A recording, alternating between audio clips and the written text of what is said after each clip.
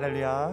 오늘도 주님을 사랑함으로 예배의 자리에 함께 하시는, 또 온라인으로 함께 하시는 모든 성도님들을 주의 이름으로 축복합니다. 오늘도 우리의 기대를 뛰어넘어 하나님께서 예배를 통해 놀랍도록 일하고 역사하여 주실 줄 믿습니다. 주님을 소망하는 마음을 담아 우리 좌우 앞뒤 바라보면서 이렇게 인사하겠습니다. 주님이 우리와 함께 하십니다. 인사하겠습니다. 우리 다 함께 자리에서 일어나셔서 전심으로 주님 찬양하겠습니다.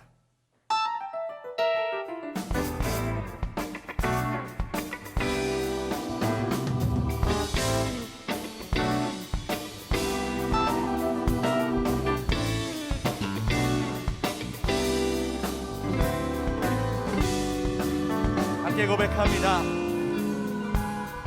죄에서 자유를 얻게 하는 보혈의 능력, 주의 보혈, 시험을 이기는 승리의 힘, 참 놀라운 능력이로다. 주의 보혈 능력이 또다. 주의 피 믿으오.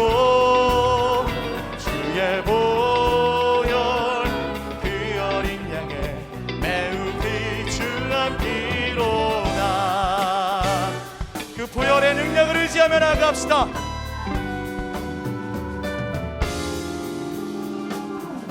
육체의 정욕을 이길 힘은 보혈의 능력, 주의 보혈, 정결한 마음을 얻게 하니 참 놀라운 능력이로다. 함께 선포합시다.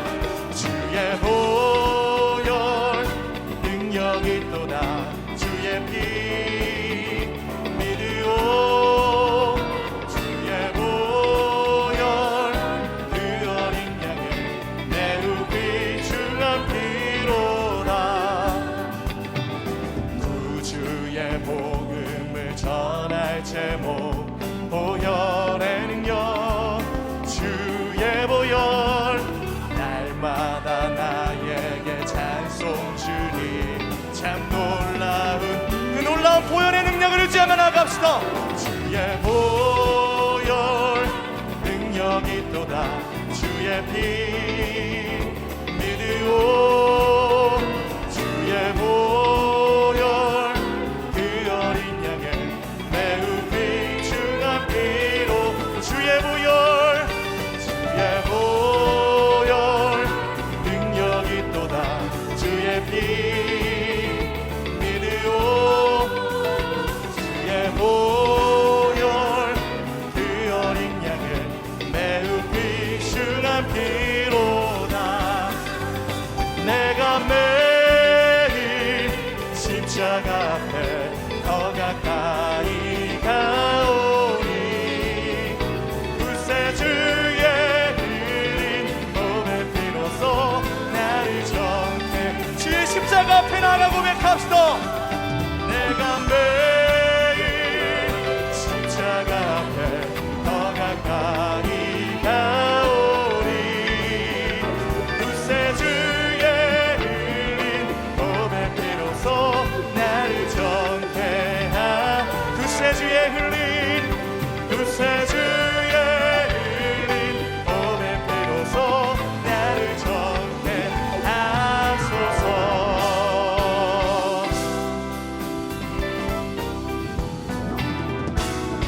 오늘도 그 존귀한 주의 보혈로 우리를 깨끗게 하시는 능력이 하나님을 찬양합니다. 주님 영광 받아 주시옵소서. 더 큰 기쁨으로 주님 찬양하겠습니다.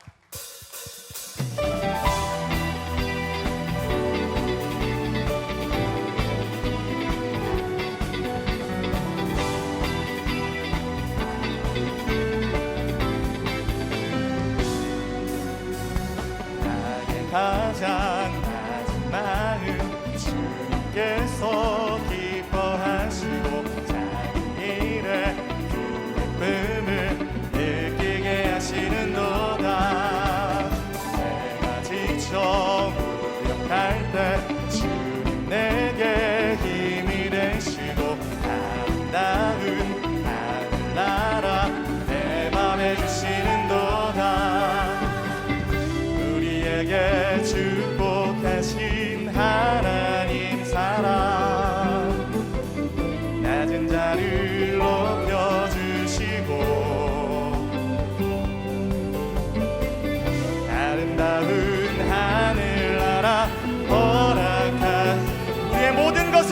예배하실 주님께 이것 예비하시네. 할렐루야. 찬양함의 기쁨을 감사함의 평안을 간구함의 하나님 알도록 하셨네. 찬양함의 기쁨을 찬양함의 기쁨을 감사함의 평안을 간구함의 하나님 알도록 하셨. 우리 다시 한번 고백합시다. 나의 가장 낮은 마음, 나의 가장 낮은 마음 주님께서 기뻐하시고 작은 일에 기쁨을 느끼게 하시는도다. 내가 지쳐 무력할 때 주님 내게 힘이 되시고 아름다운 하늘나라 내 맘에 주시는도다. 우리에게 축복하신 하나님 사랑 낮은 자를 높여주시고 그 주님의 은혜를 바라봅시다. 아름다운 하늘나라 허락하시고 내 모든 것 예비하시네. 할렐루야. 찬양함의 기쁨을 감사함의 평안을 간구함의 하나님 알도록 하셨네. 찬양함의 기쁨을 감사함의 평안을 간구함의 하나님 알도록 하셨네. 찬양하세 찬양하세 함께 소리 높여 찬양들이 우리의 마음을 드리며 선포합시다. 찬양하세 찬양하세 함께 소리 높여 찬양드리세. 찬양받기에 합당하신 주님 언제나 동일하신 주 무릎 꿇고서 주 이름 외치세. 예수 나의 왕 예수 나의 왕 예수 나의 왕 아멘. 찬양하세 찬양하세 찬양하세 찬양하세 함께 소리 높여 찬양드리세. 찬양하세 찬양하세 함께 소리 높여 우리의 왕 되신 주님께 나아갑시다. 찬양받기에 합당하신 주님 언제나 동일하신 주 무릎 꿇고서 주 이름 외치세. 예수 나의 왕 예수 나의 왕 예수 나의 왕 아 찬양받기에 합당하신 찬양받기. 우리 두 손을 높이 들고 우리의 왕 되신 주님 앞에 나아가 고백합시다. 언제나 동일하신 주 주님 무릎 꿇고서 주 이름 외치세. 예수 나의 왕 예수 나의 왕 예수 나의 왕 아 무릎 꿇고서 주 이름 외치세. 무릎 꿇고서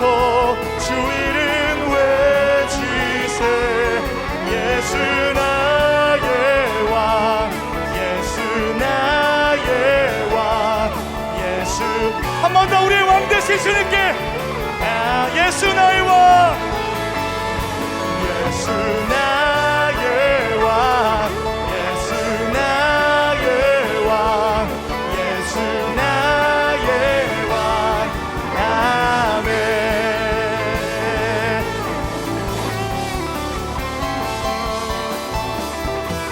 할렐루야. 주님의 왕 되심을 선포합니다. 하나님, 찬양받기 합당하신 주님께 더 큰 경배와 영광의 박수를 올려드립시다. 주님의 영광이 이곳 가운데 가득 임하게 하여 주시옵소서.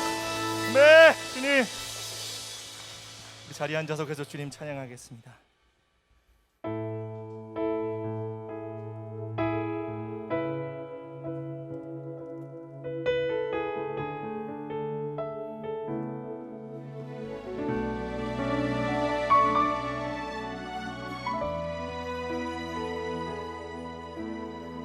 예수 나의 좋은 치료자, 그의 눈이 머무는 곳은 나의 슬픔과 고통, 고개 들어 그의 눈을 볼 때에 난 알았네. 예수 나의 좋은 치료자, 예수 나의 좋은 치료자, 예수 나의 좋은 치료자, 그의 손길이 닿는 곳은 나의 상처와 아픔, 영원히 흐를 것 같았던 눈물 담아주는 예수 나의 우리의 치료자 되신 주님께 나아가 고백합니다. 나 노래하리라, 천한 나를 돌아보신 그새 주를 찬양해. 하늘 닿는 곳까지 내 손 들리라. 예수 나의 치료자. 가슴에 손을 얹고 한 번 더 고백합시다. 예수 나의 좋은 치료자, 그의 눈이 머무는 곳은 나의 슬픔과 고통, 고개 들어 그의 눈을 볼 때에 난 알았네. 예수 나의 좋은 치료자,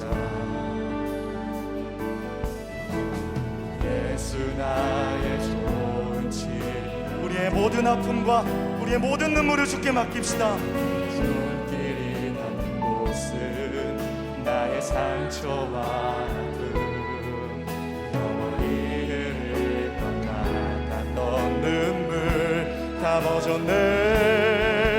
예수 나의 주님의 터치를 기대하며 나아가 고백합시다. 나 노래하리라, 노래하리라, 천한 나를 돌아보신 그새 주를 찬양해. 하늘 닿는 곳까지 내 손 들리라.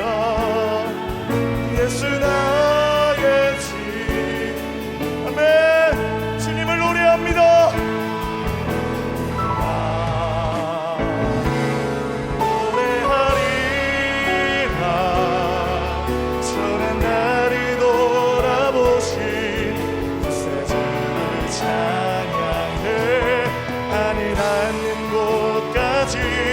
내 손 들리라.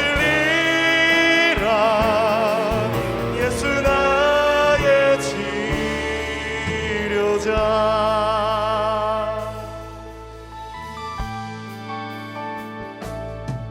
내가 믿기만 한다면 오병이어의 이적이 내 삶 속에서 일어나리.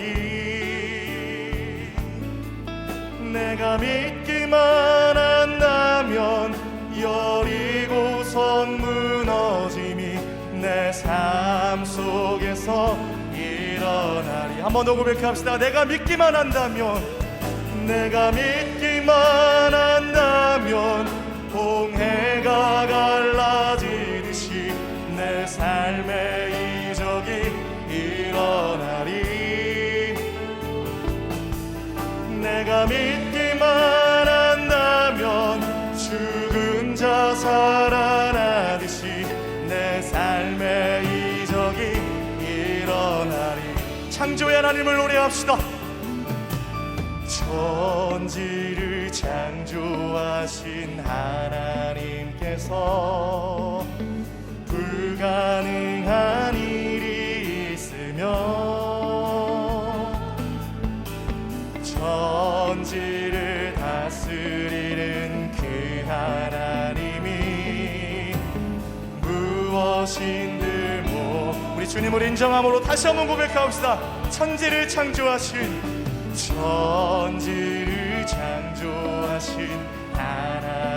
하나님께서 불가능한 일이 있으며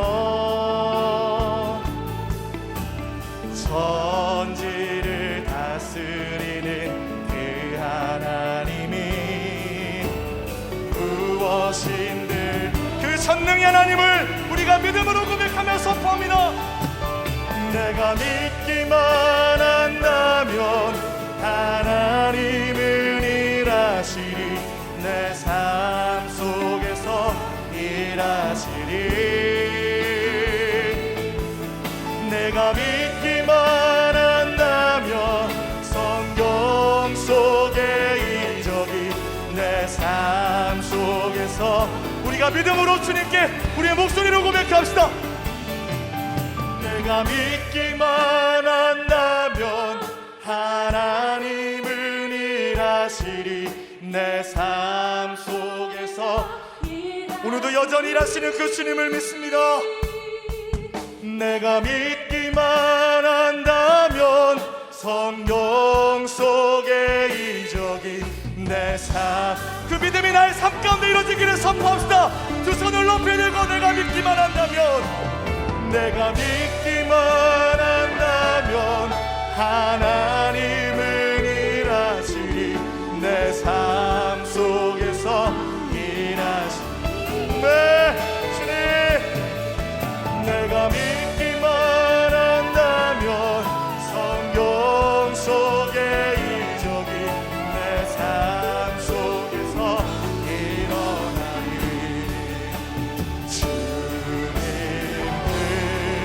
나라에 이를 때까지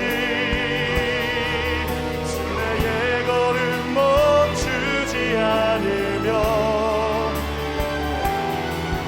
어떤 시련이 와도 나 두렵지 않네. 주와 함께 걷는 이 길 주님 나라에 이를 때까지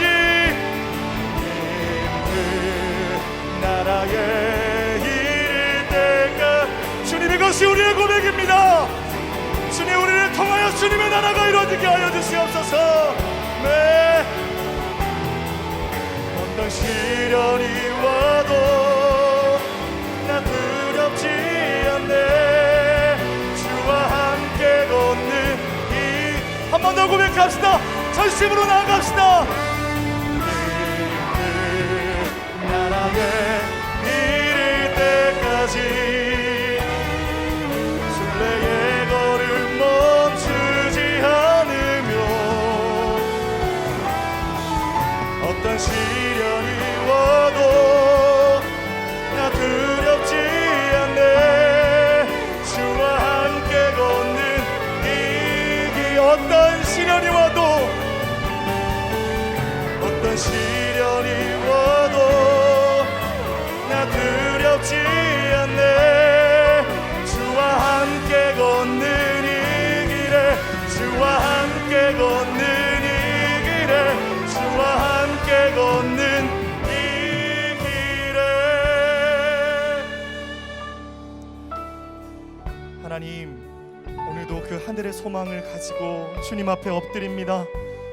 받을 자격 없는 우리에게 오늘도 손 내밀어 주시며 말씀으로 우리의 생명을 터치하여 주시는 하나님, 오늘도 소망의 하나님을 만나고 소망의 하나님을 예배하고 노래할 때 우리 삶의 놀라운 치유와 하나님의 은혜의 역사가 시작되는 하나님 귀한 시간 되도록 주님 마음껏 일하여 주시옵소서. 우리의 마음의 중심을 드리며 전심으로 간구하며 기도하며 나아가겠습니다. 하나님 감사합니다. 주님의 은혜가, 주님의 영광과 그 주님의 뜻이 오늘 하나님 우리 가운데 흐르기를 원합니다. 하나님의 그 사랑 앞에 우리의 마음이 녹아지게 하여 주시고 우리의 하나님 사랑 없음과 우리의 연약함들이 삼켜지게. 은혜가 풍성하신 하나님 아버지, 변함없는 하나님의 사랑과 은혜를 찬양합니다. 지난 한 주 동안도 주의 날개 그늘 아래 저희를 품어주시고 주님의 보호하심과 지키심의 은혜를 누리게 하시니 감사드립니다. 하나님께 가까이 나아가기 원하는 주의 자녀들의 예배를 이 시간 기뻐 받아주시고 하나님의 얼굴빛을 비춰주시옵소서. 정직한 자의 예배를 받으시는 하나님, 하나님과 저희를 갈라놓는 모든 죄악된 생각과 욕심을 십자가에 못 박길 원합니다. 예수 그리스도의 십자가 보혈의 능력을 의지하며 주님의 보좌 앞에 나아가오니 저희를 정결케 하시고 주님의 영광을 담는 깨끗한 그릇으로 저희를 빚어 주시옵소서. 성령 안에 새롭게 하시는 하나님의 회복과 구원의 기쁨을 더하여 주시고 하나님을 알아가는 은혜 안에 거하게 하여 주시옵소서. 모든 상황 속에 주의 자녀들을 지키시고 인도하시는 하나님을 믿음으로 바라봅니다. 마음의 중심을 이 땅에 두는 것이 아니라 하나님이 기뻐하시는 하늘의 것을 구하며 말씀을 삶으로 살아내는 결단과 순종의 열매를 맺게 하여 주시옵소서. 하나님께서 베푸신 은혜를 기억하며 늘 겸손히 주님께서 주신 삶의 테두리 안에 주의 사랑과 은혜를 흘러보내는 축복의 통로로 쓰임받게 하여 주시옵소서. 교회의 머리 되신 주님께서 새로운 교회를 말씀과 성령의 교회로 세워주심에 감사드립니다. 어려움과 고난의 때에 주님의 몸된 교회 공동체를 통해 주시는 회복과 위로를 경험하며 하나님의 사랑 안에 연합하게 하여 주시옵소서. 상하고 지친 심령들이 말씀과 기도를 통해 새 힘을 얻고 주님께서 주시는 그 소망으로 승리하는 우리 모든 새로운 교회 성도들과 새로운 교회가 되게 하여 주시옵소서. 이 나라 민족을 긍휼히 여겨 주시옵소서. 사람의 거짓과 부정과 탐욕이 가득하지만 지금도 하나님의 손은 이 땅을 붙들고 계신 줄 믿습니다. 하나님의 공의와 다스리심이 하나님의 신실한 자녀들을 통해 가정과 일터와 세상 가운데 흘러가게 하시고 거룩의 능력이 되는 은혜의 기적을 보게 하여 주시옵소서. 한옥 목사님을 이 시대를 향한 말씀의 사람으로 세워주셔서 감사드립니다. 목사님의 마음과 생각을 성령으로 붙들어 주시고 하나님을 경외하는 마음으로 준비하신 귀한 말씀이 성도들에게 영혼의 생수가 되어 그 10년 가운데 은혜와 감사의 고백으로 가득 채워지는 시간 되게 하여 주시옵소서. 하나님을 향한 사랑과 믿음의 간구로 주님께 영광 돌리는 특순을 기뻐 받아주시고 은혜 위에 은혜를 더하시는 하나님의 풍성함을 누리게 하여 주시옵소서. 이 모든 말씀 은혜와 생명의 근원 되신 예수님의 이름으로 기도드립니다. 아멘. 할렐루야. 새로운 교회 주일 예배에 나오신 성도님들과 온라인으로 함께하신 성도님들을 주님의 이름으로 환영하고 축복합니다. 오늘 우리에게 부어주실 그 하나님의 은혜와 성령의 충만을 기대하면서 좌우에 계신 분들께 이렇게 인사하겠습니다. 성령 충만하세요. 성령 충만하세요. 감사와 사랑의 마음을 담아서 함께 축복하는 시간을 갖겠습니다. 서로를 바라보며 축복하겠습니다. 축복합니다. 주님의 이름으로 축복합니다. 주님의 사랑으로 이곳에 모인 주의 거룩한 자녀에게 주님의 기쁨과 주님의 사랑이 충만하게 넘치기를.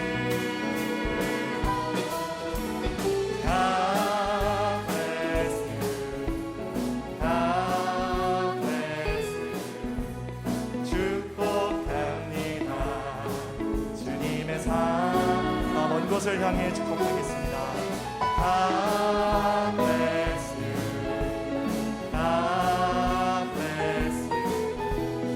축복합니다. 주님의 사랑으로 박수로 격려하며 서로를 축복하겠습니다. 교회 소식 전해드리도록 하겠습니다. 새로운 교회는 정부 방역 지침을 준수하기 위해 주일 현장 예배를 제한하여 예배를 드리고 있습니다. 이번 주일 현장 예배 신청은 10월 5일 화요일 오후 8시부터 교회 홈페이지를 통해 신청하실 수 있으며 신청하신 주일 예배 배정은 10월 17일 주일까지 2주간 진행됩니다. 특별히 주일 본당 입장은 당일 선착순으로 입장 가능하며 본당 만석 시 로비와 부속실에서 예배를 드리실 수 있습니다. 성도님들의 적극적인 참여를 바랍니다. 성경적으로 건강한 가정을 세우고 자녀를 양육하기 원하는 어머니들을 위한 성경 공부 마더와이즈 지혜 가정이 오는 10월 19일부터 시작됩니다. 실시간 줌을 통해 강의와 소그룹 나눔을 하게 되고 매일 말씀 묵상이 있는 이번 과정에 많은 참여를 부탁드립니다. 신청은 교회 홈페이지 또는 주보에 나와 있는 링크를 통해 해주시기 바랍니다. 10월 9일 토요일은 국가 공휴일인 관계로 새벽 예배가 진행되지 않습니다. 각 가정에서 말씀의 충만한 은혜를 누리시기를 바랍니다. 담임 목사님의 추천도서 고구마 전도를 소개합니다. 고구마 전도는 전도 대상자의 영적 상태에 맞추어 효과적으로 전도할 수 있는 맞춤형 관계 전도법입니다. 코로나로 인하여 대면 전도가 힘겨워진 시기에 있지만 더 늦기 전에 영혼 구원에 힘쓸 것을 우리에게 도전해 주고 있습니다. 하나님께서 주신 전도의 사명을 통해 많은 이에게 전도의 열정을 부어준 김기동 목사님의 전도 방법과 간증을 통해 다시 한번 구령의 열정을 회복하는 시간이 되기를 바랍니다. 이 책은 예배 후 모바일 서점에서 구입하실 수 있습니다. 이제 특순 후에 한옥 목사님께서 하나님의 말씀 전해 주시겠습니다.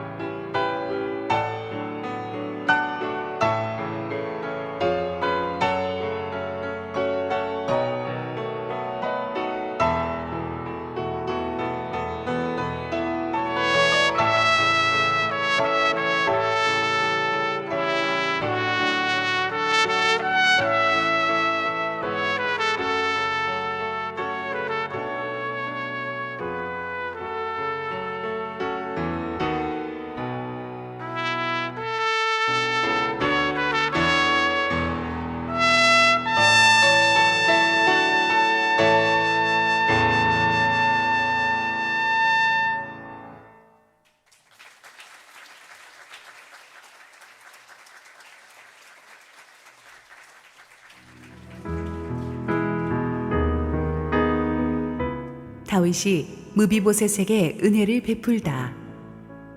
사무엘하 9장 1절에서 13절 말씀입니다. 다윗이 이르되 사울의 집에 아직도 남은 사람이 있느냐? 내가 요나단으로 말미암아 그 사람에게 은총을 베풀리라 하니라. 사울의 집에는 종 한 사람이 있으니 그의 이름은 시바라. 그를 다윗의 앞으로 부르매 왕이 그에게 말하되 내가 시바냐 하니 이르되 당신의 종이니이다 하니라. 왕이 이르되 사울의 집에 아직도 남은 사람이 없느냐? 내가 그 사람에게 하나님의 은총을 베풀고자 하노라 하니 시바가 왕께 아뢰되 요나단의 아들 하나가 있는데 다리 저는 자니이다 하니라. 왕이 그에게 말하되 그가 어디 있느냐 하니 시바가 왕께 아뢰되 로드발 암미엘의 아들 마길의 집에 있나이다 하니라. 다윗 왕이 사람을 보내어 로드발 암미엘의 아들 마길의 집에서 그를 데려오니 사울의 손자 요나단의 아들 무비보셋이 다윗에게 나와 그 앞에 엎드려 절하매 다윗이 이르되 무비보셋이여 하니 그가 이르기를 보소서 당신의 종이니이다. 다윗이 그에게 이르되 무서워하지 말라. 내가 반드시 내 아버지 요나단으로 말미암아 내게 은총을 베풀리라. 내가 내 할아버지 사울의 모든 밭을 다 내게 도로 주겠고 또 너는 항상 내 상에서 떡을 먹을지니라 하니 그가 절하여 이르되 이 종이 무엇이기에 왕께서 죽은 개 같은 나를 돌아보시나이까 하니라. 왕이 사울의 시종 시바를 불러 그에게 이르되 사울과 그의 온 집에 속한 것은 내가 다 내 주인의 아들에게 주었노니 너와 내 아들들과 내 종들은 그를 위하여 땅을 갈고 거두어 내 주인의 아들에게 양식을 대주어 먹게 하라. 그러나 내 주인의 아들 무비보셋은 항상 내 상에서 떡을 먹으리라 하니라. 시바는 아들이 15명이요 종이 20명이라. 시바가 왕께 아뢰되 내 주 왕께서 모든 일을 종에게 명령하신 대로 종이 준행하겠나이다 하니라. 무비보셋은 왕자 중 하나처럼 왕의 상에서 먹으니라. 무비보셋에게 어린 아들 하나가 있으니 이름은 미가더라. 시바의 집에 사는 자마다 무비보셋의 종이 되니라. 무비보셋이 항상 왕의 상에서 먹으므로 예루살렘에 사니라. 그는 두 발을 다 절더라. 할렐루야. 우리 하나님께 감사와 영광의 박수 올려드리겠습니다. 축복된 주일 현장 예배 본당에서 또 여러 부속실에서 그리고 실시간 온라인 생방송으로 원근 각처에서 예배에 참여하고 계시는 국내 모든 우리 성도님들에게 하나님의 은혜가 넘치도록 임하기를 축원합니다. 또 이 아침에 트럼펫 최문규 형제님이 Amazing Grace 오늘의 설교에 딱 맞는 찬양을 우리 정은선 자매님 반주에 맞춰서 해주셔서 너무 감사합니다. 우리 목사님 광고해 주셨듯이 우리 벌써 한 20년 전에 나온 책인 것 같아요. 우리 김기동 목사님이 집사님이셨을 때 한 따끈따끈한 간증과 전도에 대한 열정이 담긴 책인데요. 참 재미있고 그 은혜가 있습니다. 제가 왜 이 책을 지금 추천하느냐 하면은 우리가 11월 달에 전도 집회를 대규모 전도 집회를 작년에 이어서 올해도 코로나 때문에 못할 것 같아요. 대규모 집회는 못하지만 그럴수록 우리가 정말 우리 주변의 분들에게 복음을 전하는 전도의 열정만은 사그러뜨리지 말아야겠다는 생각에서 20년 전에 나온 이 책을 제가 다시금 추천합니다.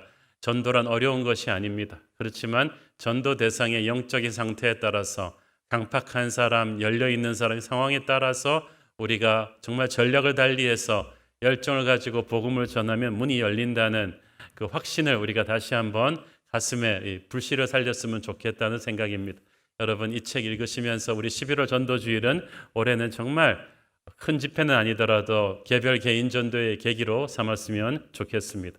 우리 함께 기도하시고 말씀 보겠습니다. 사랑하는 아버지 은혜를 감사합니다. 오늘도 부족한 종을 은혜의 휘장 뒤에 숨겨주시고 우리 주님 홀로 영광 받아 주시옵소서. 예수님 이름으로 기도했습니다.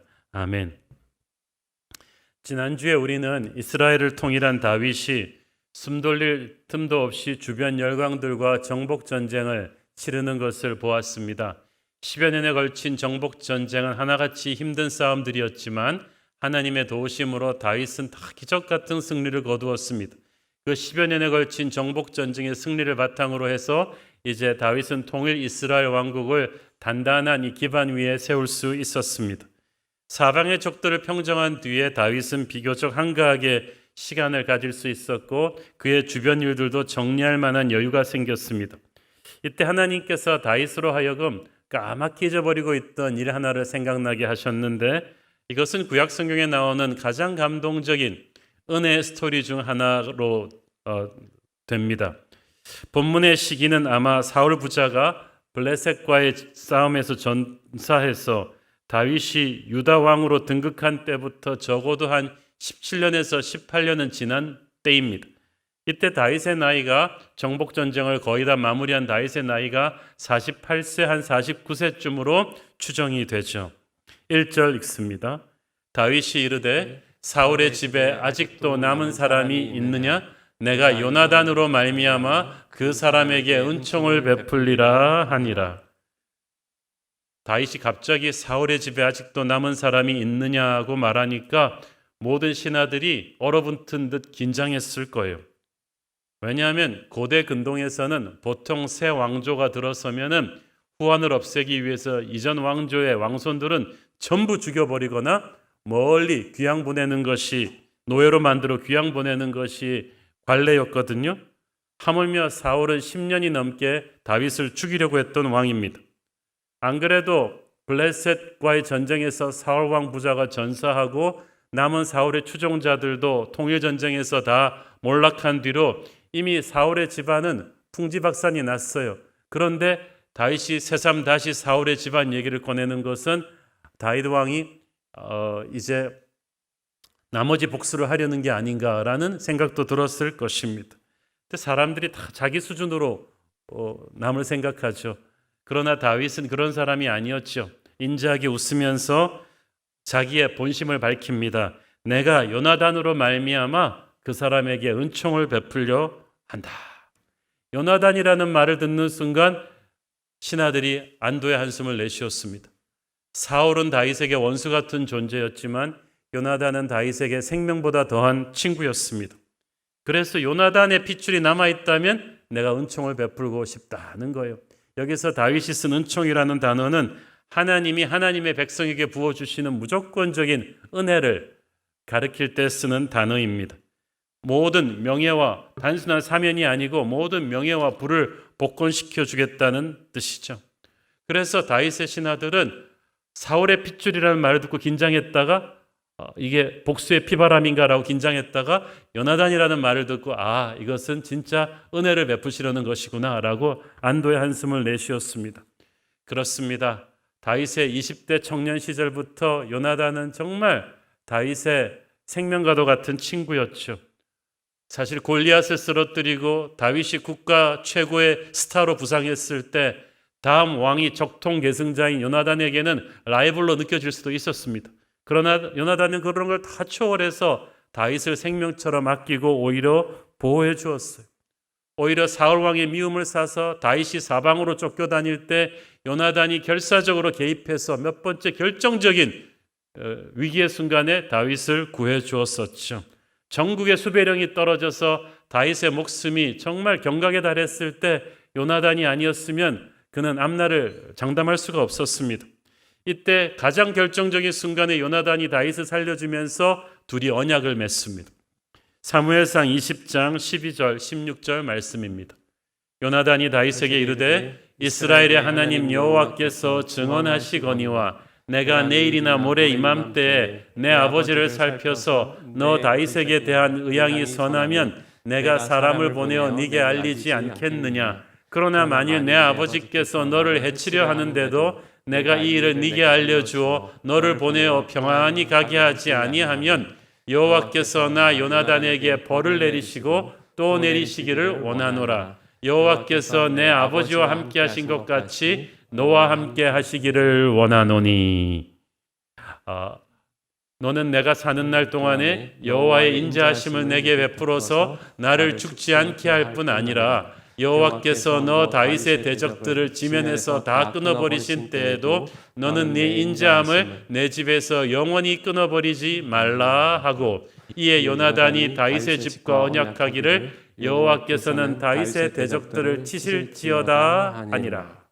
자, 요나단은 성령의 사람이었습니다. 인간적인 눈으로 보면 다윗은 지금 쫓기는 사람이고 자기가 왕이 족통 계승자였지만 그는 하나님의 영으로 감동된 사람이었기 때문에 비록 지금은 궁핍한 신세지만 하나님이 택하신 다윗이 새로운 왕조를 세울 것을 알고 있었어요. 그래서 그 다윗에게 자신과 자신의 후손의 안위까지 부탁한 거예요. 왜? 아까 말씀드린 대로 고대 근동에서는 왕조가 새로 들어서면 후환을 없애기 위해서 반드시 이전 왕조의 왕손들을 다 죽이기 때문이죠. 그래서 요나단은 네가 왕이 된다 할지라도 나와 내 후손의 안위를 지켜달라고 부탁한 것입니다. 그 언약을 다윗은 수십 년이 지난 지금 기억하고 은혜를 갚으려는 것입니다. 요나단의 핏줄을 찾아라. 지엄한 왕명이 떨어졌습니다. 다윗의 부하들이 아마 국가 권력이 총동원돼서 기민하게 움직였겠죠. 국정원, 경찰청, 기무사 다 할 것 없이 쏟아져 나와서 이 요나단의 핏줄을 찾습니다. 그래서 사울의 집안에 남아있는 시바라는 종을 찾아서 왕 앞으로 데려옵니다. 그래서 다윗이 시바에게 질문을 하죠. 3절 왕이 이르되 사울의 집에 아직도 남은 사람이 없느냐? 내가 그 사람에게 하나님의 은총을 베풀고자 하노라 하니 시바가 왕께 아뢰되 요나단의 아들 하나가 있는데 다리 저는 자니이다 하니라. 자, 이 시바가요 망한 사울 집안의 종이었잖아요. 그래서 새 왕조 다윗이 왕이 된 다음부터는 정말 쥐죽은 듯이 숨어서 살았겠죠. 그리고 지난 10여 년 동안 다윗이 정복 전쟁에 바쁘니까 아무 일 없이 세월이 흘렀는데 이제 좀 발 뻗고 잘 살 수 있겠다 생각하는데 갑자기 다윗의 신하들이 들이닥쳐서 너 사울의 신복이지 하면서 왕궁으로 끌고 가는 거예요. 시바는 가면서 난 이제 죽었구나. 그런데 다윗의 용건은 자기가 아니라 사울의 남은 핏줄을 찾는다는 것이었습니다. 그 순간 시바는 순간 머리가 혼란스러워졌습니다. 조금 있다가 이렇게 드러나지만 이 시바는 보통 영악한 기회주의자가 아닙니다. 사울 왕이 다윗에게 얼마나 못되게 했는지 모르는 사람이 없는데 새삼 다윗이 사울의 핏줄을 찾아서 은총을 베풀려 한다고 그럴 리가 있나? 시바도 자기 수준에서 다윗을 생각하면 이전까지 그런 왕이 없거든요. 이건 나를 떠보려는 것 아닌가? 그렇지만 혹시 진짜가 아닐까? 이건 내가 뭐라고 말해야 되지? 하면서 이 시바가 머리를 막 굴렸어. 그러면서 왕에게 대답을 해줍니다. 요나단의 살아남은 아들 하나가 있는데 다리를 접니다. 이상하지 않아요? 이건 왕이 물어보지도 않은 말인데 왜 다리 전다는 말을 했을까요? 자, 여기서 그 당시 고대 근동 문화에서는요, 다리 저는 장애인, 눈이 안 보이거나 귀가 안 들리거나 입이 벙어리이거나 또는 나병 환자, 다리 저는 사람, 이런 모든 장애운들은 하나님께 저주받은 사람으로 인식이 돼가지고요, 가문의 정통 후계자가 될 수도 없고 제대로 된 직장을 찾을 수도 없고 정말 사람들한테 소외당한 채 구걸하면서 살거나 그렇게 했어야 했어요. 그래서 당연히 왕궁 같은 이런 존귀한 자리에는 그렇게 다리 저는 사람은 들어올 수도 없어요. 그게 그 당시 관습이었습니다. 그거를 모를 리 없는 시바가 왕이 묻지도 않은 요나단의 살아남은 핏줄이 다리 접니다. 이 말을 왜 했겠어요?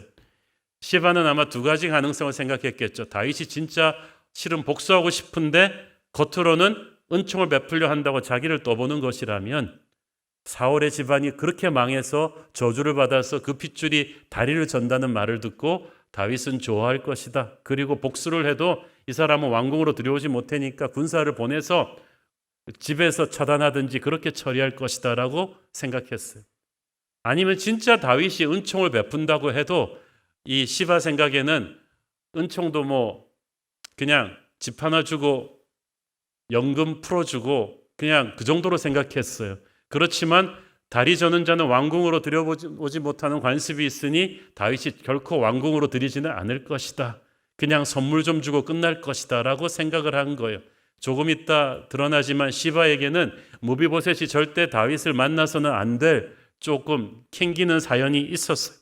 어쨌든 그래서 다윗을 체념시키려고 다리 저는 사람입니다. 왕궁에 들어올 계제가 못 됩니다 라고 말했는데 다윗이 의외의 대답을 합니다. 어디 있느냐? 데려오겠다. 그 순간에 그 다윗의 그 카리스마, 반드시 찾겠다는, 데려오겠다는 의지를 딱 시바가 눈치 빠르게 읽었어. 여기서 자기가 말 잘못했다가는 그대로 죽겠다는 생각에 엉겁결에 진짜 자기가 알고 있는 무비보셋의 주소를 말해버렸어요. 그 사람은 로드빌 암미엘의 아들 마길의 집에 있나이다. 그 말을 듣는 순간 다윗이 참 가슴이 아팠어요. 한국말로는 그냥 집에 있느니다 라고 나오지만 히브리어로 이 집은요 그냥 번듯한 주택가가 아니라 황야의 빈민촌 같은 그런 집을 말하는 것입니다. 그러니까 예루살렘 같은 대도시에 잘 사는 게 아니라 그 말 한마디로 정말 외진 곳에 사는 거예요. 많은 구약성경 학자들은 그 사울의 추종 세력이 끝까지 저항하다가 망해버린, 폐허가 돼버린 아마 마하나임 근처에 살았을 것이라고 추정을 합니다. 그런데 이 시바가 이상하잖아요. 주인집 도련님이 장애인인 것도 알고 이렇게 외진 곳에 살고 있는 것도 아는데 자기는 예루살렘에 버젓이 살고 있었어요. 여긴 또 사연이 있죠. 자, 그런데 어쨌든 지금은 잠깐 시간을 거꾸로 돌려서 요나단의 아들 무비보셋이 얼마나 가엾은 인생을 살았는지 한번 살펴보겠습니다. 무비보셋은 처음부터 다리 저는 장애우가 아니었어요. 원래 건강한 아이였습니다. 그런데 5살 때 사고가 생겼어요. 무비보셋은 사울의 적장자 요나단의 아들입니다. 그러니까 제대로 아무 일도 없었으면 이 아이는 왕위를 계승할 왕세손이란 말이에요. 요나단 같은 멋있는 아버지 밑에서 5살 때까지 왕궁에서 너무나 귀하게 컸어요. 그런데 그가 5살 되던 때에 블레셋과 이스라엘 간의 대전쟁이 벌어졌고 거기에 할아버지 사울과 아버지 요나단이 출전했는데 사고가 터졌어요. 사무엘하 4장 4절. 사울의 아들 요나단에게 다리 저는 아들 하나가 있었으니 이름은 무비보셋이라. 전에 사울과 요나단이 죽은 소식이 이스라엘에서 올 때에 그의 나이가 5살이었는데 그 유모가 안고 도망할 때에 급히 도망하다가 아이가 떨어져 절개되었더라. 블레셋 간의 이스라엘의 총병력이 출동한 대전쟁에서 참패하고 사울과 요나단 부자가 전사했다는 소식이 왕궁에 전해지자 왕궁에서는 패닉이 일어났습니다. 이제 승리한 블레셋의 대군이 이곳으로도 몰아닥치겠지. 그래서 사방으로 들고 뛰는데 그 유모가 너무 정신이 없이 이 어린 무비보셋을 안고 뛰다가 그만 이 아이를 떨어뜨린 거예요. 어떻게 떨어뜨렸는지 제가 보기에는 정형외과 선생님들은 알겠습니다만은 허리 부분, 엉덩이 부분이 잘못 떨어져서 이 아이가 2다리를 절개되는 장애인이 되고 말았어요. 정말 가엾게 되었죠. 그리고 그 뒤에 사울의 마지막 남은 아들 이스보셋이 북쪽 이스라엘에서 이제 자기들의 왕국을 건축하고 다윗과 남쪽의 다윗과 통일 전쟁을 7년 동안 했다는 거 우리가 알고 있죠. 그러니까 그 사울의 남은 아들 이스보셋은 요나단의 핏줄 무비보셋의 삼촌이 됩니다. 근데 제가 볼 때 그 이스보셋이 자기 조카한테 잘해줬을 것 같지 않아요. 왜냐하면 수양대군한테 단종 같은 존재죠. 적장자를 놓고 다투기 때문에 그래서 잘해줬을 것 같지 않고 무비보셋은 그래서 그 눈치를 알고 삼촌으로부터도 좀 눈치를 보면서 숨어 살았을 것 같아요. 그리고 그 7년간의 내전이 다윗 쪽의 압승으로 끝나고 사울의 왕조는 완전히 망해버렸습니다. 그때부터 무비보셋은 더 처량하게 되었어요. 안 그래도 그가 사울의 유일한 남은 핏줄이긴 해도 장애인이기 때문에 그 후계자가 될 수는 없어요. 생활을 당장 걱정해야 돼요. 그리고 이제 다윗의 시대가 되니까 모든 사람들이 전부 다 사울의 집안과 조금이라도 인연이 있는 걸 빨리빨리 끊어내려고 그래요. 의심받을까 봐. 그래서 아무도 무비보셋 가까이 가려 하지 않아요. 자기들도 연좌제로 엮이기 싫거든요. 모두 이제 다윗한테 줄을 서야 되는 시대가 되었단 말이에요. 가엾은 무비보셋은 그때 나이 12살인데 혹시 사람들이 자기를 다윗한테 잡아 바칠까 봐, 또 다윗이 할아버지 사울에 대한 원한으로 군대를 풀어서 자기를 잡으러 갈까 봐 아주 먼 외딴 곳에 숨어 살게 되었던 것입니다. 그리고 10여 년의 세월이 흘렀습니다. 이제 무비보셋의 나이도 20대 중반이 되었고 그 어려운 형편에도 그는 착한 여자랑 결혼을 해서 아들도 낳고 가정도 꾸렸습니다. 가난하긴 했어도 이제 사람들이 자기를 몰라보는 권력 다툼의 그 살벌한 곳에서 떨어진 조용한 삶을 살 수 있어서 감사했는데 어느 날 그가 가장 두려워하던 일이 터졌어요. 그 작은 마을이 떠들썩할 정도로 수십 대 군마가 들이닥쳤습니다. 다윗 왕이 보낸 사자들입니다. 즉시 예루살렘으로 가서 왕을 만나야 한다고 합니다. 가엾은 무비보셋은 사시나무 떨듯 떨기 시작했습니다. 지금 무비보셋은 아버지 요나단과 다윗 왕의 우정에 대해서는 전혀 몰라요. 다만 자기가 다윗과 적대적이었던 사울의 핏줄이었다는 건 알고 있습니다. 아, 이제 드디어 마지막 사울의 핏줄이 나를 찾아서 복수하려고 하는구나. 가엾은 무비보셋이 다윗의 궁정으로 소환되어 왔습니다. 무비보셋은 평생 처음 통일 왕국의 수도 예루살렘에 와서 백향목으로 만든 그 으리으리한 왕궁에 처음 들어와 봅니다. 그러나 그는 설레임보다는 두려움으로 가득 차서 정신이 없습니다. 그는 두 다리를 저니까 아마 목발을 끌고 왔을 것입니다. 떠걱떠걱 하면서 걸어 들어오는데 말씀드렸죠. 그 당시 왕궁에는 그런 사람들이 한 번도 들어와 본 적이 없어요. 무비보셋이 첫 번째예요. 그러니까 전부 다 눈이 휘둥그레져서 봅니다. 그 따가운 시선을 보면서 망해버린 사울왕의 마지막 핏줄인 무비보셋을 보는 시선이 따갑습니다. 무비보셋은 안 그래도 마음이 약한데 눈치가 막 보여서 고개도 못 듭니다. 6절 읽습니다.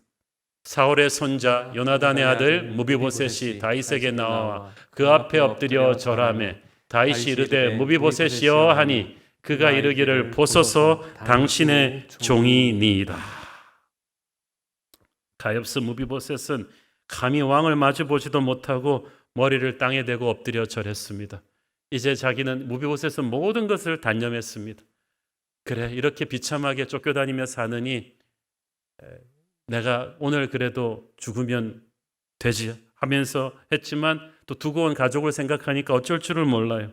그런데 다윗은 지금 무비보셋의 두려움과는 너무나 다른 사랑에 가득 찬 눈으로 들어서는 무비보셋을 바라봅니다. 목발을 집으면서 들어서는 무비보셋을 보는 그 순간에 다윗은 수십 년 동안 꿈에도 잊지 못하던 친구 요나단의 모습을 탁 떠올립니다. 요나단이 거기 있는 거예요.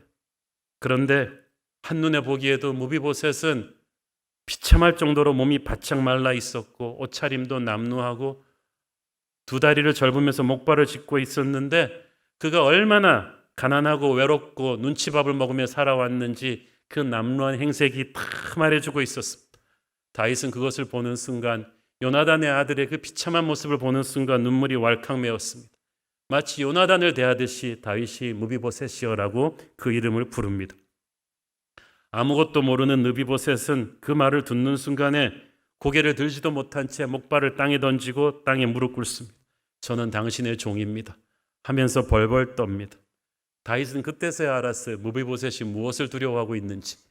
그래서 무비보셋을 안심을 시키죠. 7절 읽습니다.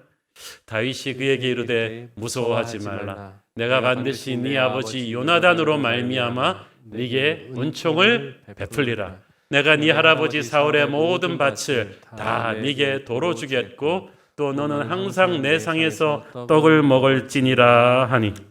무비보셋은 귀를 의심했습니다. 할아버지 사울 때문에 죽는 줄 알고 왔는데 전혀 뜻밖의 얘기를 하는 거예요. 네 아버지 요나단 때문에 내가 너에게 은총을 베풀어 주겠다. 아까 그 히브리 단어 은총 말씀드렸죠. 하나님이 인간에게 주는 파격적인 은혜를 아버지 때문에 주겠다는 거예요. 무비보셋은 5살 때 아버지가 돌아가셨기 때문에 아버지에 대한 기억이 가물가물합니다.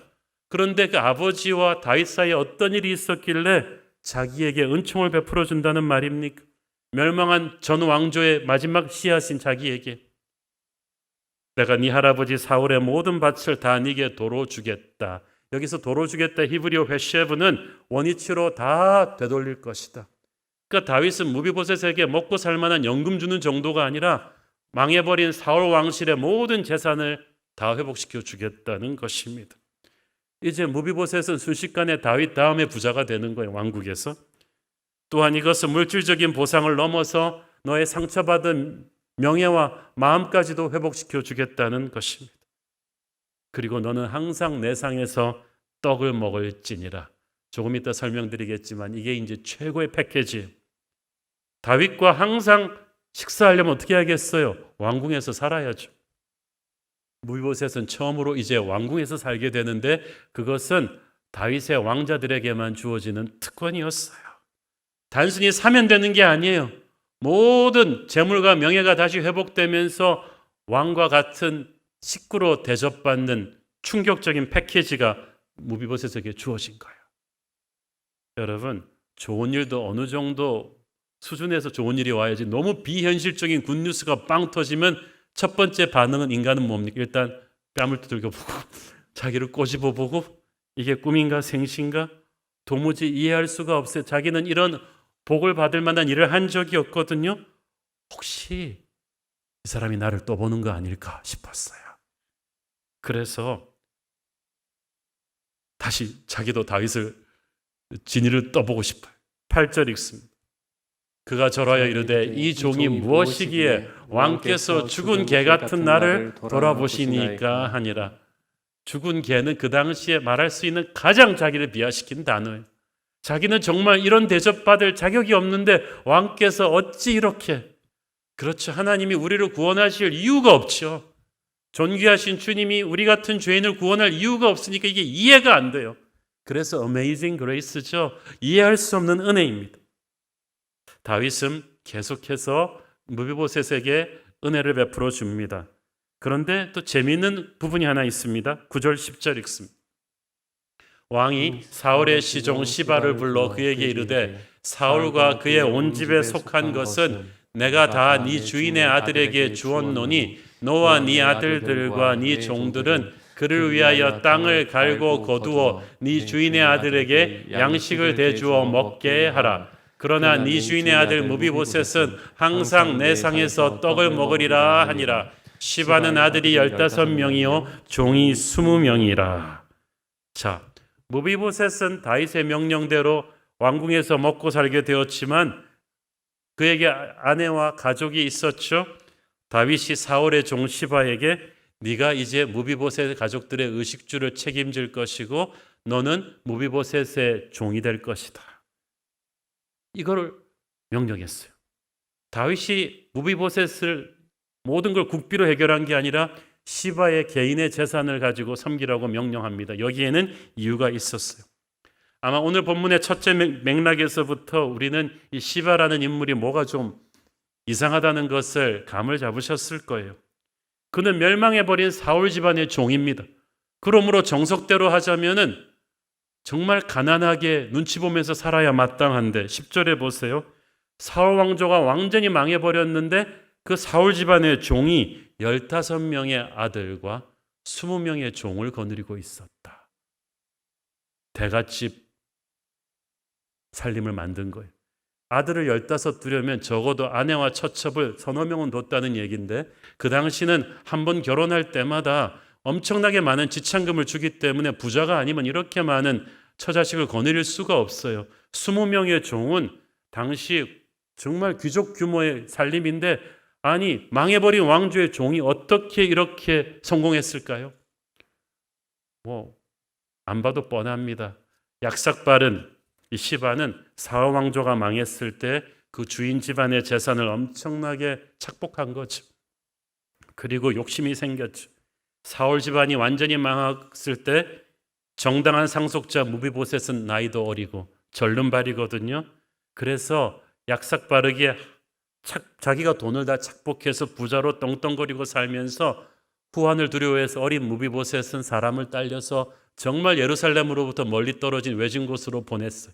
그러면서 그렇게 말했겠죠. 도련님, 사울의 핏줄인 것이 여기 있다가 들통나면 도련님은 꼼짝없이 죽은 목숨이에요. 제가 도련님을 이 예루살렘에서 멀리 떨어진 데서 안전한 곳에 피신시켜 드릴 테니까 사방이 조용해지면 내가 다시 모셔올 테니까 거기서 살고 계세요. 먹을 건 내가 챙겨 드릴게. 그리고 나서 정말 안 죽을 정도의 최저 생계비만 보내고 자기는 예루살렘에서 떵떵거리면서 십수년을 살았어요. 자기의 주인집 도련님 무비보셋은 그렇게 외진 곳에서 가난하고 힘들게 사람들로부터 잊혀져서 살았는데 아마 가만뒀으면 무비보셋은 그렇게 평생 잊혀진 채 비참하게 살았을 것인데 하나님은 무비보셋을 기억하셨습니다. 그에게 자비를 베푸셨어요. 그리고 그때까지 주인의 재산을 착복해서 호의호식하던 시바를 다윗이 갑자기 왕궁으로 소환해서 무비보셋을 찾아오게 했어요. 사실 그 시바 덕분에 찾은 건 찾은 거죠.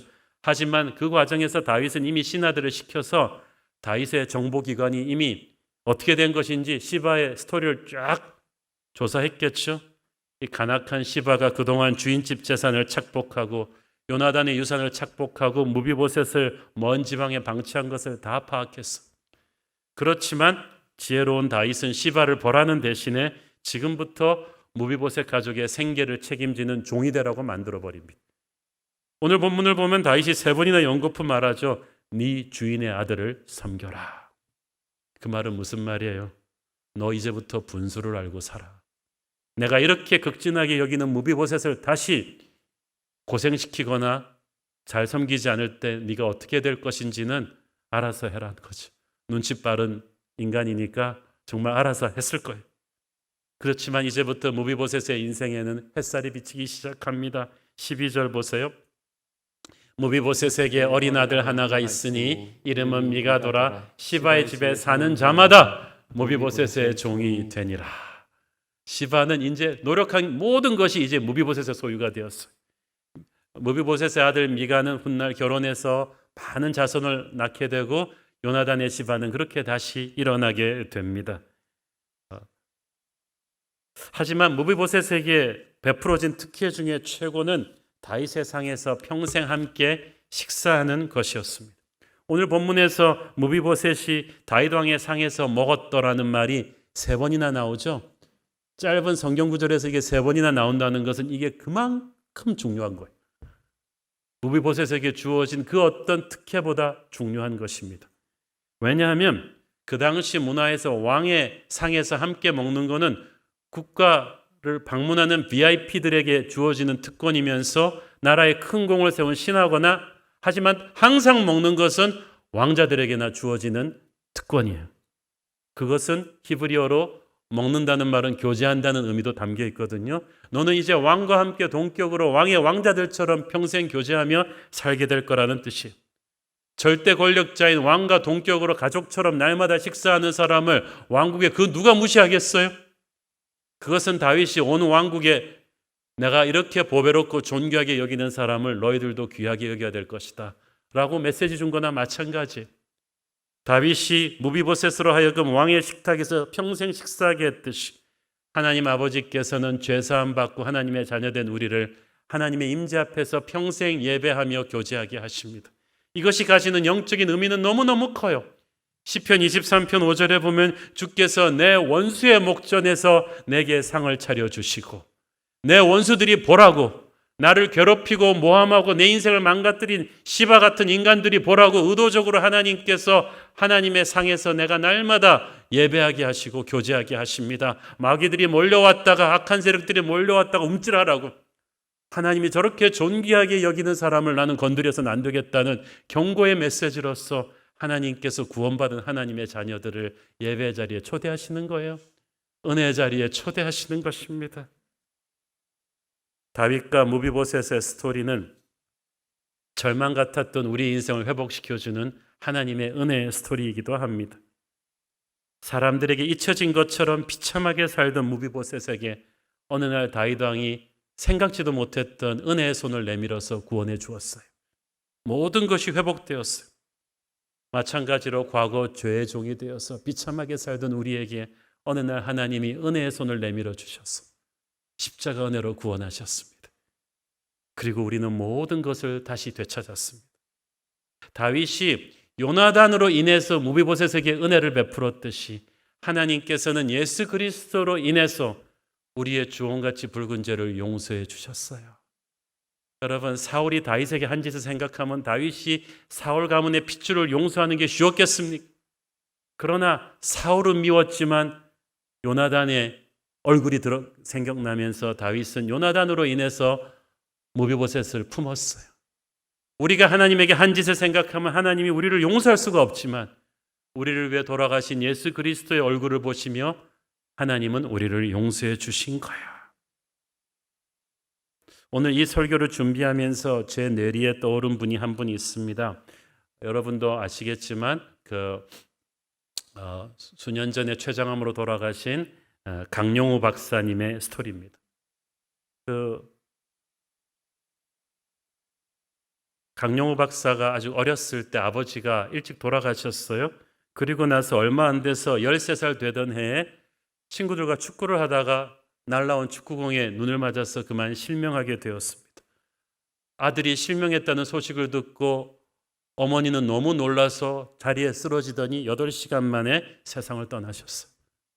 그래서 이제 큰 누나 한 분 계시고 강용호 박사 있고 동생 이렇게 남았는데 큰 누나는 졸지에 천혜고아가 돼서 공장에서 일하면서 어린 3남매를 거두다가 그만이 큰 누나도 과로사로 세상을 떠납니다.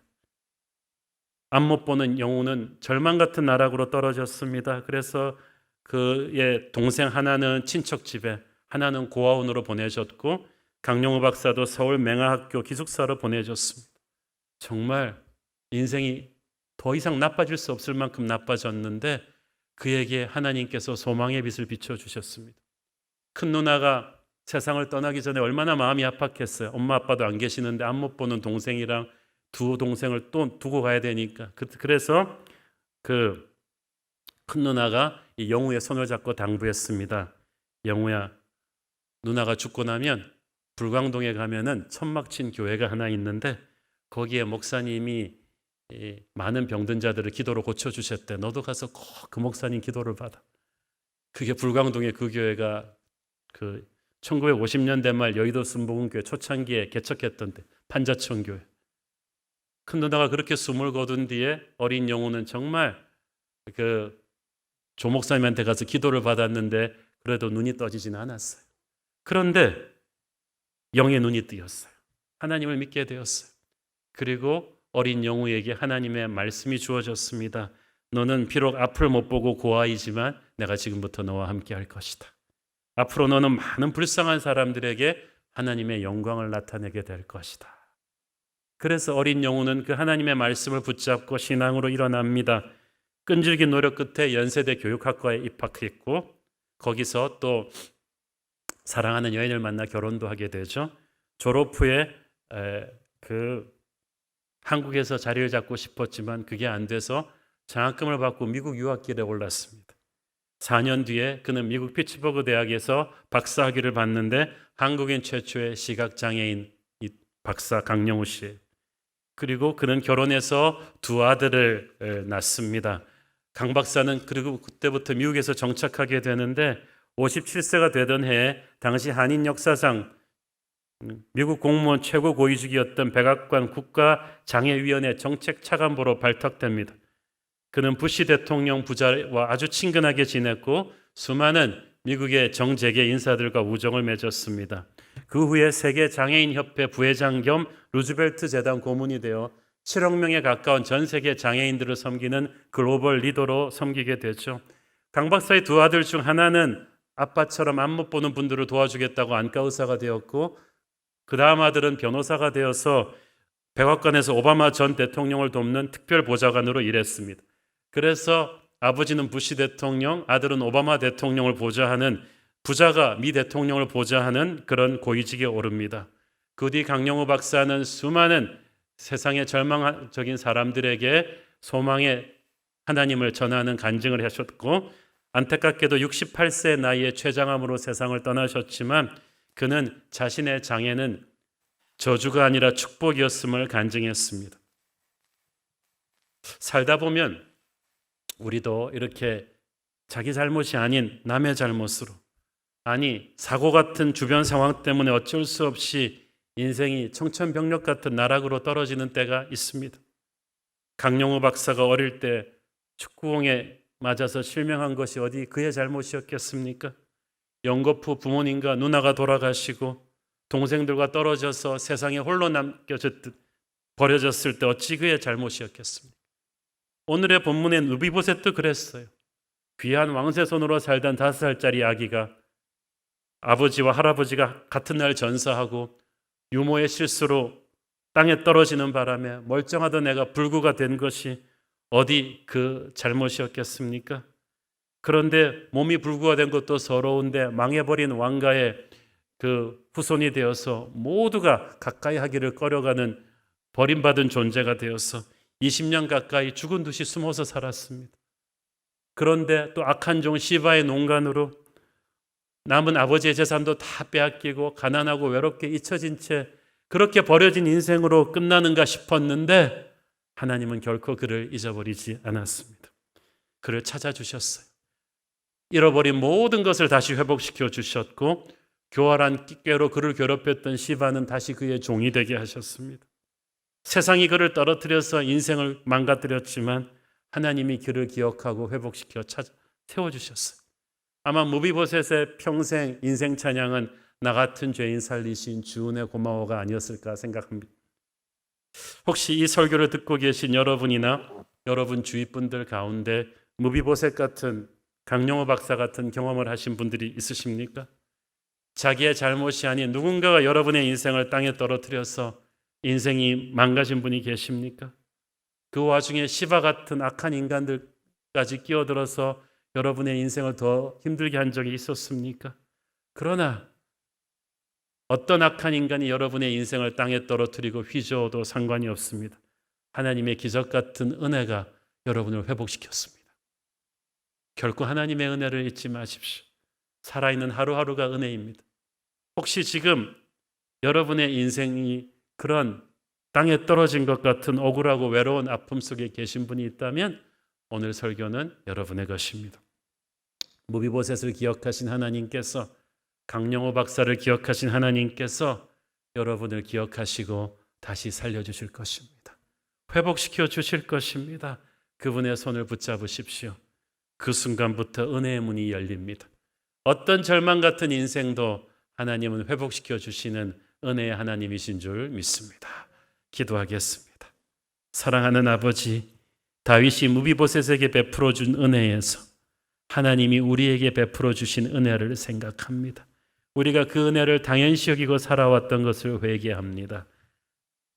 깨지고 망가진 인생이었지만 하나님의 은혜로 회복되고 다시 빛나게 되었음을 감사합니다. 평생 이 은혜를 감사하고 간증하며 살게 하옵소서. 예수님 이름으로 기도했습니다. 아멘. 우리 다 함께 일어나셔서 봉헌 찬양 드리겠습니다.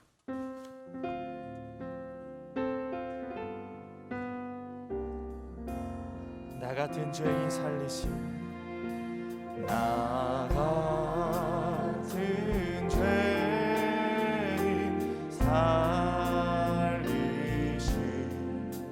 주의 놀라운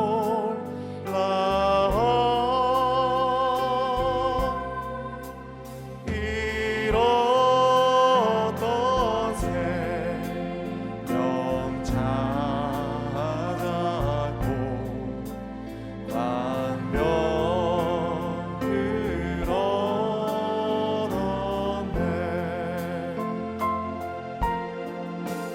그 죄악에서 건지신 주은혜 고마워.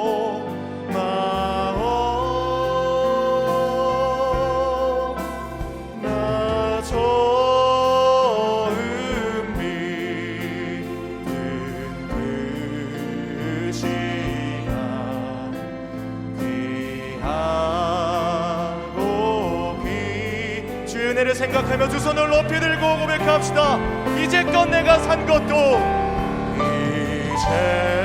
이제껏 내가 산 것도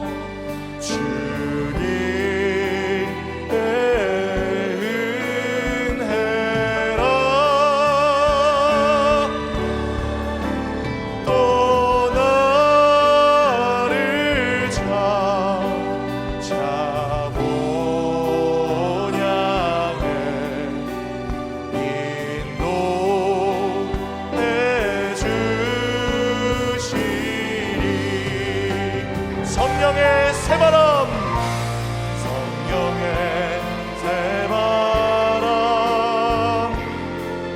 이 땅에 불어오소서. 주의 영그 생기로 우리를 다시 살리사 이 땅에 하나님 영광 거하는 그런 나라가 되게 하소서. 열방에 하나님 영광 비추는 그런 교회가 되게 하소서. 사랑하는 아버지, 인생의 힘든 시즌을 지나는 성도들을 위해 중보합니다. 갑작스런 뇌졸중으로 인해 왼쪽 마비가 와서 병원에서는 더 이상 써볼 약이 없고 치료가 어렵다는 절망적인 소식을 들었지만 전능의 하나님의 은혜를 구합니다. 뇌출혈 수술 이후 뇌동맥류로 인해 극심한 통증과 고통 가운데 있는 성도님, 식도암 수술 이후 전이된 폐암을 치료하는 가운데 몸 한쪽이 불편해서 거동이 어려움이 있는 성도님, 식도암으로 일주일 이상 식사를 하지 못하고 고통 중에 있는 성도님, 불쌍히 여겨 주옵소서. 유방암 진단을 받고 마음이 충격과 불안한 상황 속에 있는 성도님, 망막 점막증으로 인해 시력이 점점 흐려지면서 불안한 성도님을 붙들어 주옵소서. 코로나 확진으로 생활치료센터에 격리되어 외로움의 시간을 보내는 가족과 자녀를 위로해 주시고, 억울한 법적인 소송으로 마음의 답답함과 근심염려 가득 찬 주의 자녀를 긍휼히 여겨 주시옵소서. 사랑하는 주님, 이 시대에 누구의 인생이 쉽겠습니까? 우리 각자 가슴 속에 울고 싶을 정도로 큰 아픔과 기도 제목들이 있는데, 우리 성도들 기도의 자리에서 울부짖을 때마다 주님 찾아가셔서 응답해 주시고, 특별히 우리의 가정과 자녀들 주님의 사랑으로 하나 되게 하여 주시옵소서. 주신 은혜 감사하며 드리는 헌물의 손길들을 축복하시고, 지금은 살아계신 우리 주 예수 그리스도의 은혜와 하늘아버지의 끝없는 사랑과 성령님 감화 감동하심과 교통하심과 축복하심의 은혜가 정말 우리 같은 죄인을 살리시고 회복하신 주 은혜 감사하며 살기를 소원하는 사랑하는 주의 백성들 머리 위에 지금부터 영원토록 함께 계시기를 축원하옵나이다. 아멘.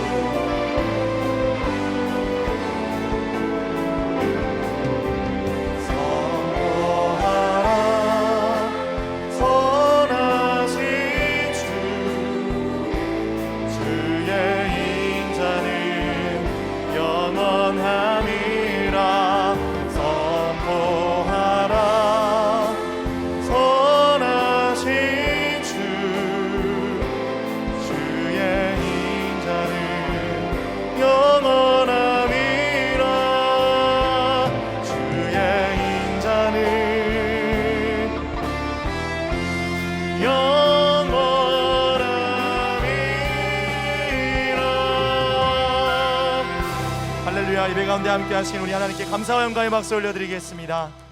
감사합니다. 모든 예배를 마쳤습니다. 주신 말씀의 도전을 따라 주님과 동행하며 승리하는 한 주 되시기 축복합니다. 사랑하고 축복합니다.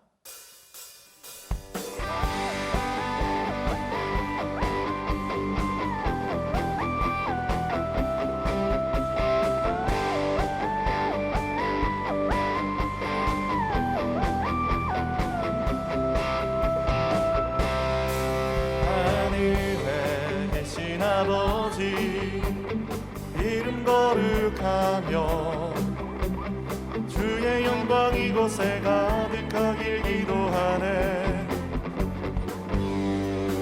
하늘에 계신 아버지 주 이름 다 외치며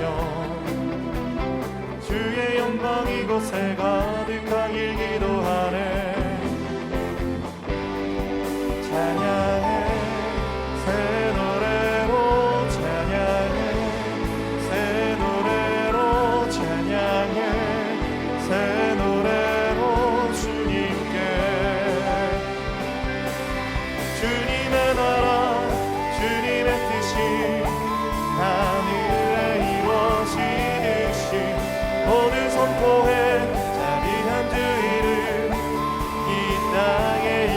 이루어지리라. 주님의 나라 주님의 뜻이 하늘